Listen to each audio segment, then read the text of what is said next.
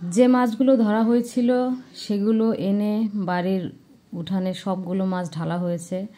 এখন মাছগুলো পরিষ্কার করা হবে। আর দেখা যাচ্ছে এখানে কয়েক প্রকারের মাছ আছে, তেলাপিয়া মাছ, পাঙ্গাস মাছ, কাতল মাছ, সরপুঁটি মাছ, আরও কয়েক প্রকারের মাছ আছে। ছোট মাছও আছে। ছোট মাছগুলো আপনাদের সাথে পরে শেয়ার করব। আর এই পুকুরের টাটকা মাছগুলো যে এত সুস্বাদু যা বলার মতো না। আমি মাছ খেলেই অলরেডি বলে দিতে পারি যে এটা আমাদের পুকুরের মাছ, কারণ একদম অন্যান্য অতিরিক্ত খাবার ছাড়া এই মাছগুলোকে চাষ করা হয় নিজেদের খাবারের জন্য। আসলে সুস্বাদু মাছ খেলে যদি মাছ সুস্বাদু না লাগে, মুখে ভালো না লাগে, সেগুলো আমরা তো প্রতিনিয়তই কত মাছ খাই, কিন্তু মুখে লেগে থাকার মতো স্বাদ আসলে কয়জনে পাই?